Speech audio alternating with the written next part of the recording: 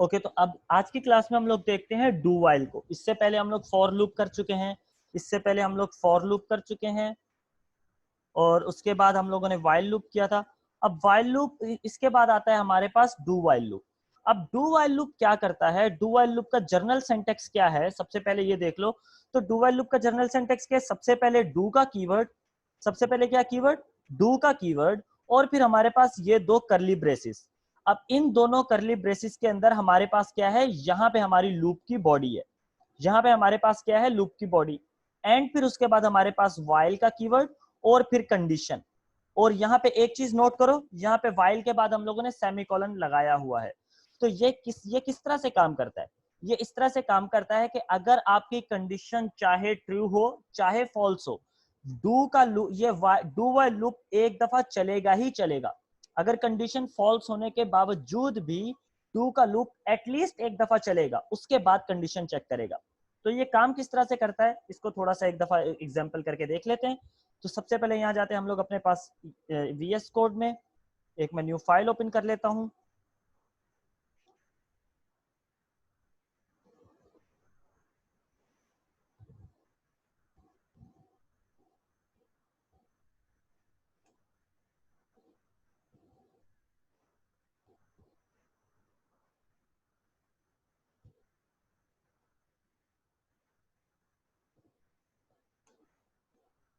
ओहो,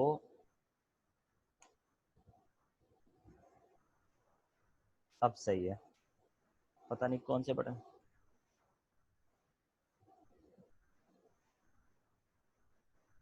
ओके, अब यहाँ पे जब मैं सबसे पहले स्क्रिप्ट का टैग, अब डू वाइल लूप के लिए, अब यहाँ पे देखो मैं क्या कर रहा हूँ। लेट्स से मैं सबसे पहले ऊपर एक वेरिएबल बना देता हूँ, variable i is equals to let's say 10, variable i is equals to 10।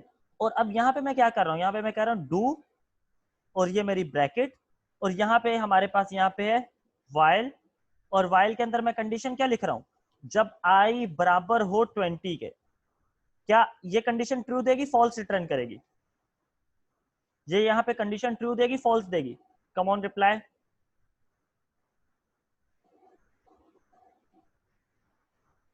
False देगी। तो आम अगर यही एग्जांपल, और यहाँ पे मैं एक सिंपल, यहाँ पे एक सिंपल सा डॉक्यूमेंट डॉट राइट लाइन लिख लेते हैं, डॉक्यूमेंट डॉट राइट लाइन, और इसके अंदर हमारे पास h1 का टैग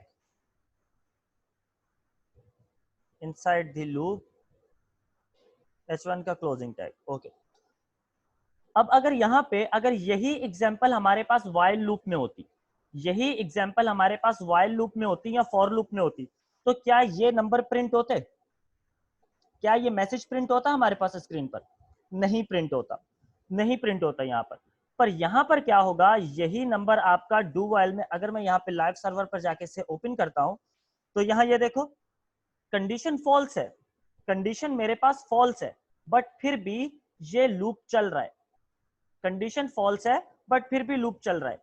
क्यों, क्योंकि डू वाइल लूप एक दफा तो चलता ही चलता है, चाहे कंडीशन ट्रू हो या फॉल्स हो, कम से कम एक दफा तो वो चलेगा ही चलेगा, चाहे कंडीशन ट्रू हो या फॉल्स हो।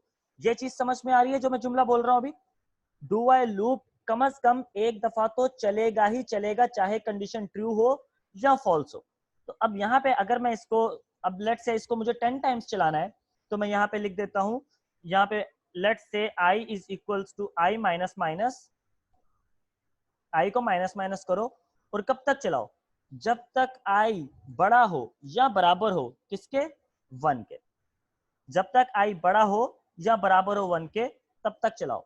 अब अगर इसको रन करते हैं, यहां पर तो देखो लूप हमारा कितनी टाइम्स चला, लूप हमारा 10 टाइम्स चल गया।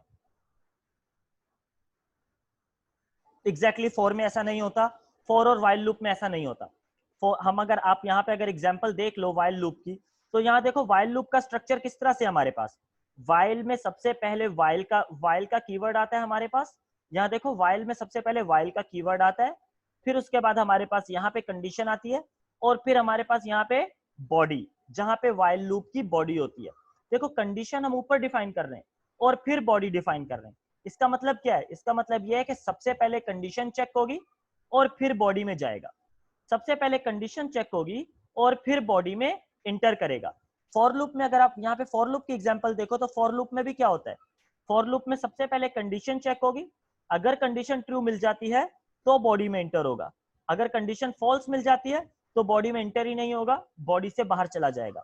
पर यही अगर आप डू वाइल में देखोगे तो डू वाइल में क्या हो रहा है, डू वाइल में पहले कोड एग्जीक्यूट हो रहा है, सबसे पहले जैसे ही कंपाइलर यहां पर आएगा इस बॉडी को एग्जीक्यूट कर देगा, इसको एक दफा एग्जीक्यूट कर चुका होगा वो, अब जाएगा इस कंडीशन को चेक करेगा, अगर तो ये कंडीशन ट्रू मिल गई तो दोबारा ऊपर चला जाएगा, अगर कंडीशन फॉल्स मिल गई तो यहां से बाहर निकलकर आगे आ जाएगा। यहां तक क्लियर है कॉन्सेप्ट? कम ऑन रिप्लाई, यहां तक क्लियर है सबको? ओके, पर फिर भी इसका एक दफा ड्राई रन करके देख लेते हैं कि ड्राई रन में आखिर एक्चुअल में हो क्या रहा है। अब अगर अगर इधर देखते हैं, एक सेकेंड। ओके, तो अब जैसे ही सबसे पहले कंपाइलर पढ़ेगा इस लाइन को, अब जैसे ही कंपाइलर इस लाइन को पढ़ेगा तो ये क्या करेगा, एक वेरिएबल बना देगा जिसके अंदर क्या वैल्यू रख देगा, जिसके अंदर वैल्यू रख देगा 10 की। कंपाइलर क्या करेगा, एक वेरिएबल बना देगा आई नाम का जिसके अंदर वैल्यू रख देगा इनिशियली 10 की वैल्यू। उसके बाद जैसे ही वो यहाँ पे डू के कमांड को पढ़ेगा, वो डू के कीवर्ड को पढ़ेगा, डू के कीवर्ड को पढ़ते ही जो कुछ भी बॉडी में लिखा है एग्जीक्यूट कर देगा, जो कुछ भी बॉडी में लिखा हुआ है, जो कुछ भी बॉडी में लिखा हुआ है उसे चला देगा।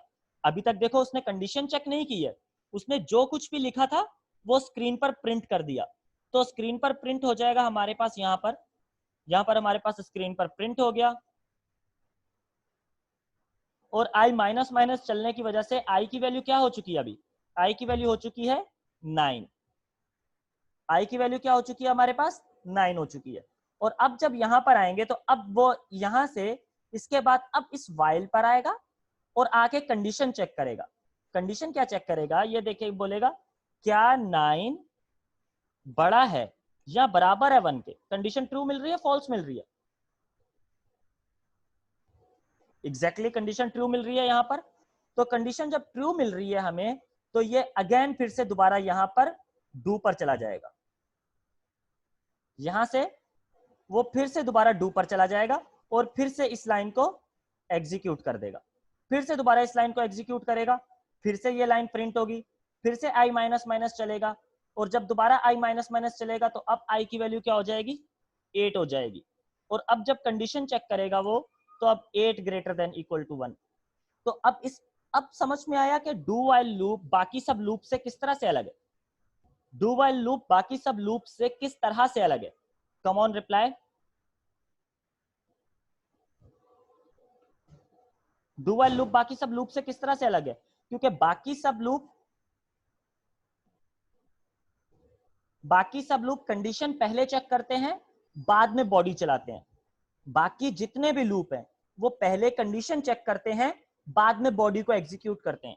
पर डू वाइल लूप क्या करता है, पहले बॉडी एग्जीक्यूट करता है बाद में कंडीशन चेक करता है, पहले बॉडी एग्जीक्यूट करता है फिर बाद में कंडीशन चेक करता है।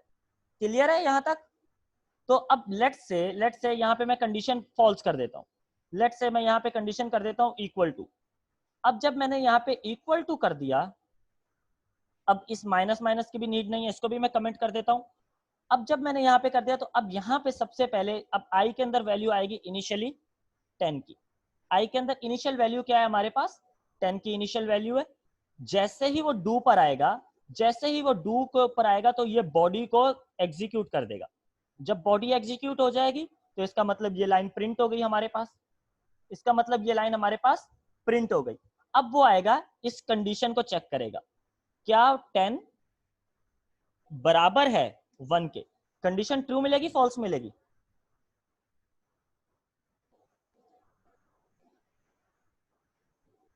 एग्जैक्टली कंडीशन फॉल्स मिलेगी। अब जब कंडीशन फॉल्स मिलेगी, अब जब इसको यहाँ पे कंडीशन फॉल्स मिलेगी तो अब ये क्या करेगा, अब ये लूप में नहीं जाएगा, लूप से बाहर आ जाएगा, लूप से कहां आ जाएगा, सीधा बाहर आ जाएगा। क्लियर है? पर लूप एक दफा चल चुका है, बट नोटिस करो लूप हमारा एक दफा तो चल चुका है, ये क्लियर है कॉन्सेप्ट, लूप एक दफा एटलीस्ट चल चुका है।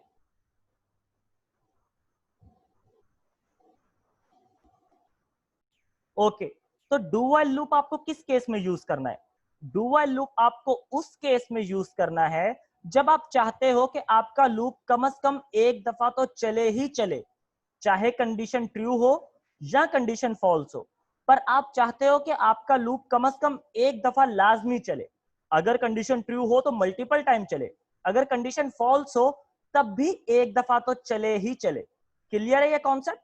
डू व्हाइल लूप कब यूज करना है?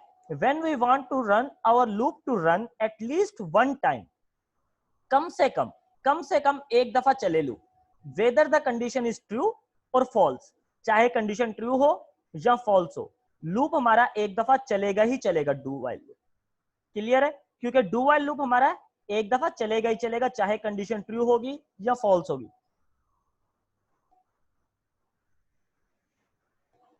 यहां तक क्लियर है concept?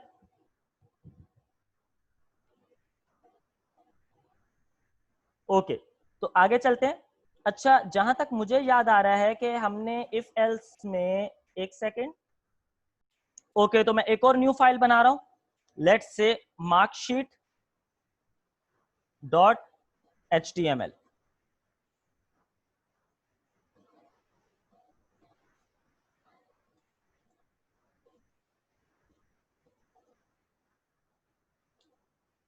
Marksheet dot HTML। Okay, तो अब मैं चाहता हूं कि लेट से सबसे पहले स्क्रिप्ट का टैग बना लेते हैं, और स्क्रिप्ट के टैग में एक वेरिएबल बना लेता हूं इंग्लिश के। अब यहाँ पे इंग्लिश के मार्क्स स्टोर करने के लिए एक मैं वेरिएबल बना लेता हूं, इंग्लिश मार्क्स के स्टोर करने के लिए एक वेरिएबल बना लेता हूं, और उसके बाद मैं यहाँ पे एक और वेरिएबल बना लेता हूं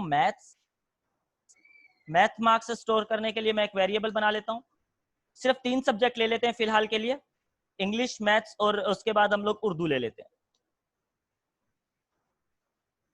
उर्दू के मार्क्स स्टोर करने के लिए एक वेरिएबल बना लेता हूं। बट अब यूजर से मार्क्स किस तरह से लें हम? मुझे तो यूजर से भी मार्क्स लेने, तो अब यूजर से मार्क्स किस तरह से लें? यूजर से मार्क्स लेने के लिए फिलहाल हम लोग मैन्युअली टाइप कर देते हैं। नेक्स्ट क्लास में यूजर से मार्क्स इंटर करवाएंगे, ताकि यूजर मार्क्स इंटर करे और फिर हम लोग उस मार्क्स की बिना पर हम लोग आगे अपने प्रॉब्लम को सॉल्व करें, पूरी कैलकुलेशन करें। तो लेट्स से फिलहाल के लिए हम इसमें रफ मार्क्स दे देते हैं 40, 45 इंग्लिश में आ गए हमारे, एंड 60 एंड 70। अब हमारे को पता है कि हमारे पास ये सब तीन मार्क्स पड़े हैं, हमारे इन 3 सब्जेक्ट्स के मार्क्स हैं। तो सबसे पहले तो मुझे इन सब का टोटल फाइंड करना है, क्योंकि हमें पता है परसेंटेज के लिए टोटल, परसेंटेज का फॉर्मूला क्या होता है? परसेंटेज का फॉर्मूला होता है total marks divide by, sorry, obtain marks divide by total marks, obtain marks divide by total marks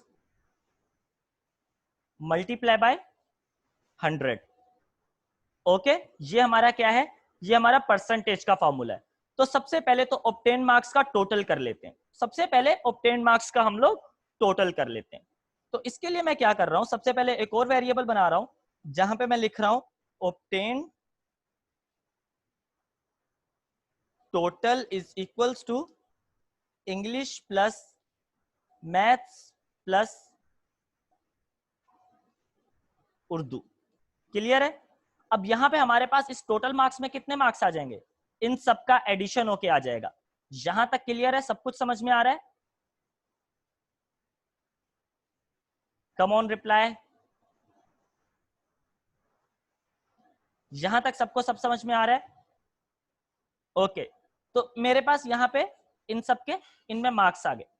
अब आगे मैं चाहता हूं कि इनका परसेंटेज फाइंड करूं। लेट्स से वेरिएबल परसेंटेज नाम का एक मैंने वेरिएबल बना लिया, जिसके अंदर मैं क्या, अब ये मैं फॉर्मूला अप्लाई कर रहा हूं, obtain total divide by, total marks हमारे कितने होंगे? 300 मल्टीप्लाई बाय 100। क्लियर है? तो अब यहां पे हमारे पास आ जाएगी परसेंटेज। क्लियर है? यहां तक क्लियर है? यहां पे हमारे पास क्या आ जाएगी? यहां पर परसेंटेज आ जाएगी। क्यों ना एक दफा चेक कर लें, क्यों ना एक दफा चेक कर लें कि हमारे पास क्या क्या मार्क्स आ रहे हैं। डॉक्यूमेंट डॉट राइट लाइन, और यहां पे मैं क्या कह रहा हूं, यहां पे मैं ऑब्टेन मार्क्स दे देता हूं, ऑब्टेन टोटल मार्क्स रख लेता हूं, और यहां पे मैं डॉक्यूमेंट डॉट राइट लाइन, यहां पे मैं परसेंटेज रख देता हूं और इसके साथ में एक स्पेस कंकैटिनेट करवा देता हूं ताकि बीच में एक स्पेस आ जाए।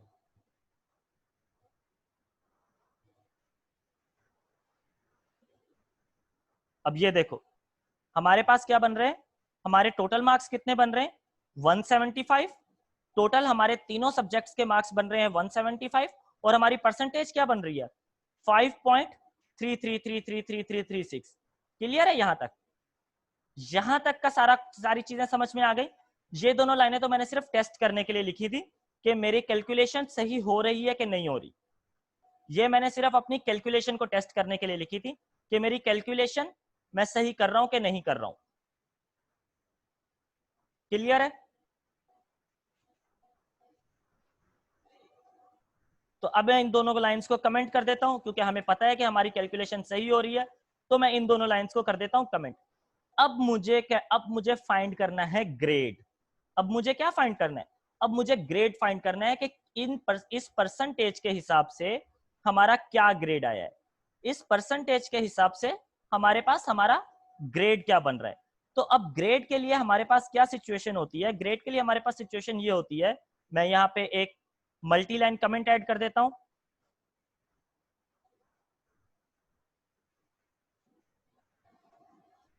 और हमें पता है कि 80%, 80 से 80 टू 100 परसेंटेज पे क्या ग्रेड होता है हमारे पास होता है A+।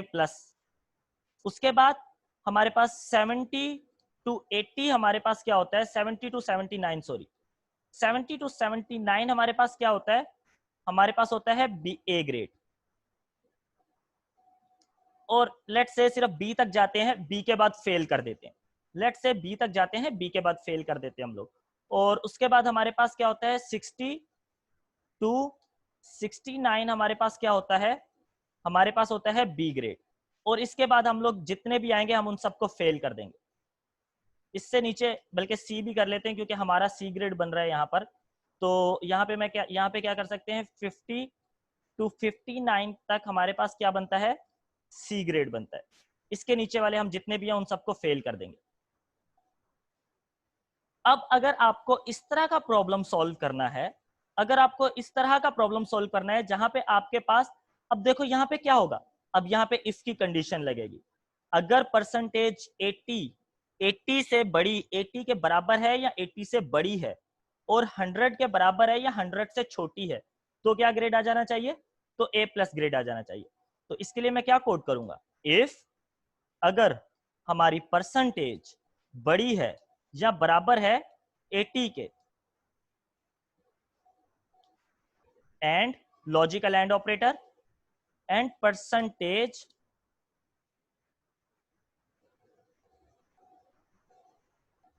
छोटी है या बराबर है 100 के, तो क्या आ जाए हमारे पास डॉक्यूमेंट डॉट राइट लाइन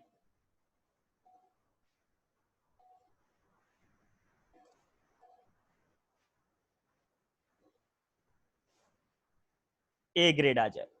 अब इसी के साथ मैं यहां पे क्या कर सकता हूं, अब मैं दूसरा इफ भी दे सकता हूं। एक second, let me start a new session. अच्छा, सबसे पहले तो मैं यहां पर आते हैं दूसरा, अब आपको टोटली समझाता हूं कि प्रोसेस हो क्या रहा है। आप लोगों ने सोचा होगा कि एक और इफ दे सकते हैं यहां पर, तो मैं इसी इफ को कॉपी कर लेता हूं मल्टीपल टाइम, दोनों तरीके से प्रॉब्लम सॉल्व करवा के करके दिखाता हूं आप लोगों को।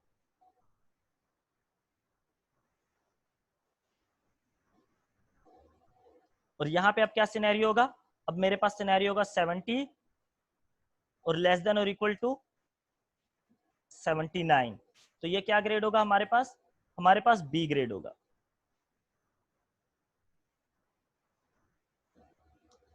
और ये क्या है हमारे पास यहां पर 60 टू 69।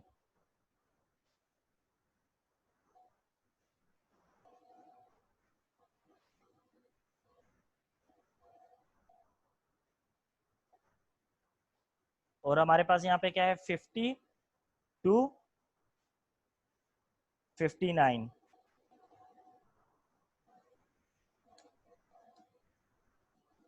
और यहाँ पे एल्स दे सकते हैं,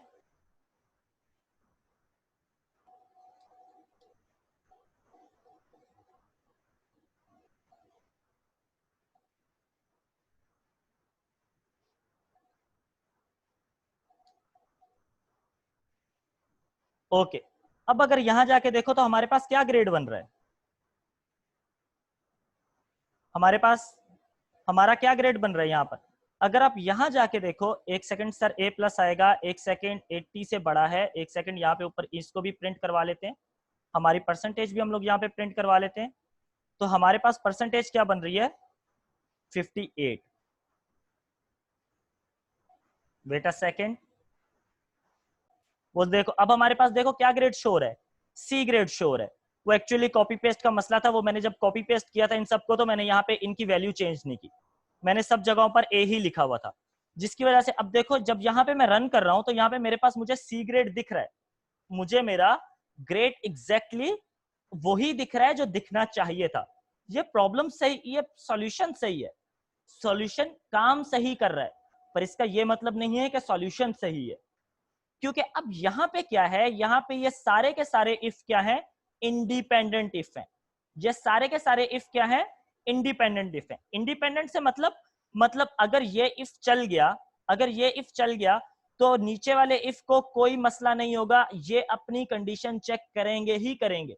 अगर ये चल गया, लेट्स से हमारा ए प्लस ग्रेड बन गया, तो अब जब हमारा ए प्लस ग्रेड बन गया तो अब इनको चेक करने का कोई तुक बनता है। जब एक दफा हमारा ए प्लस ग्रेड बन गया तो क्या इनको चेक करने का तुक बनता है, क्योंकि जब ए प्लस बन गया तो बाकी क्यों चेक कर रहे हो, बाकी तो तुक ही नहीं बनता ना चेक करने का। पर ये फिर भी चेक करेगा, ये तो फिर भी चेक करेगा, क्योंकि ये सारे क्या है, ये सारे इंडिपेंडेंट इफ हैं। अगर ये इफ चल गया, अगर ये इफ चल गया, लेट्स सपोज ये पहला इफ चल गया हमारे पास, लेट्स से इनको मैं 80 A1 ग्रेड बना देता हूँ, यहाँ पे भी 80 मार्क्स दे देता हूँ, और यहाँ पे भी 80 मार्क्स दे देता हूँ, यहाँ पे भी 80 मार्क्स दे देता हूँ। अब अगर इधर रन करके देखते हैं तो हमारा देखो, अब चीज चेक करो, अब मसला समझ में आया, ए प्लस भी आ रहा है बट फेल भी आ रहा है।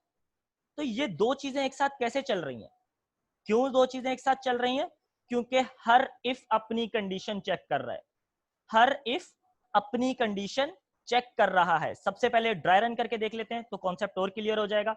सबसे पहले परसेंटेज इसके साथ चेक हुई, 80 से ऊपर है, हाँ एग्जैक्टली 80 से ज्यादा है, क्योंकि परसेंटेज हमारी क्या बन रही है, परसेंटेज हमारी 80% ही बन रही है, परसेंटेज 80 से बराबर है। ये इफ चल गया, सबसे पहला इफ चल गया और इसने ये कर दिया प्रिंट, ये इसने कर दिया प्रिंट। अब यहां पे जब ये आएगा तो यहाँ पे यहाँ पे ये कंडीशन हो जाएगी फॉल्स, और ये वाला लूप नहीं चलेगा। यहाँ पे कंडीशन क्या हो गई, फॉल्स हो गई, ये लूप नहीं चला। यहाँ पे कंडीशन क्या हुई, यहाँ पे भी कंडीशन फॉल्स हुई, ये वाला लूप नहीं चला। यहाँ पे भी कंडीशन क्या हुई, यहाँ पे कंडीशन फॉल्स हो गई, ये वाला लूप नहीं चला। पर अगर ये वाला लूप नहीं चला तो ये एल्स तो चलेगा ही चलेगा, क्योंकि इफ एल्स का तो कॉन्सेप्ट आप लोगों को पता है, अगर इफ नहीं चला तो एल्स तो चलेगा ही चलेगा। यहां तक क्लियर है? आई थिंक कुछ कॉम्प्लिकेटेड, कुछ समझ में आ रहा है यहाँ?